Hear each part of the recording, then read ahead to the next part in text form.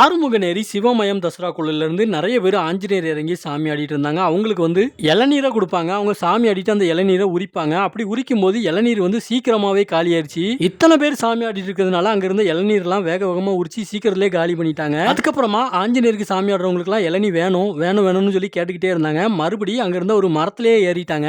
இந்த இடத்துல பாருங்க, நல்லா தெரியும். ஆஞ்சநேயருக்கு ஆடுறவங்கலாம் மேல இருக்கிற தென்னை மரத்தை பார்த்துடுறாங்க. பார்த்துட்டு எப்படியாவது ஏறிடணும்னு சொல்லி ஒவ்வொரு சாமியா அந்த சவுர்ல ஏற பாக்குறாங்க. அது கொஞ்சம் உயரமான கோட்டை சவுறு. அதுல யாராலையும் ஏற முடியல. கடைசியா ஒருத்தர் ஏறிடுறாரு. ஏறிட்டு அங்க ஒரு பப்பாளி மரம் இருந்தது. அவர் நேரா பப்பாளியை தான் பறிக்க போறாருன்னு எல்லாருமே நினைச்சிட்டு இருந்தாங்க. ஆனா அவர் அந்த பப்பாளி மரத்தை விட்டுட்டு தள்ளி போயிட்டாரு. உள்ள தள்ளி கொஞ்சம் தூரத்துல வந்து ஒரு தென்னை மரம் இருக்குது. இங்க இருந்து ஜம்ப் பண்ண முடியாத அளவுக்கு தூரத்துல இருக்குது. இப்போ அவருக்கு கண்டிப்பா இளநீர் வேணும். சாமி ஆடிட்டே அவர் மரத்துல இருந்து கீழே விழுந்துடக்கூடாது, இல்லைன்னா ஜம்ப் பண்றேன்னு சொல்லி எதாவது கீழே விழுந்து கையில காலில் அடிபட்டுறக்கூடாதுன்னு சொல்லி அவரை பிடிச்சி இழுத்துட்டாங்க. வா அப்படின்ட்டு.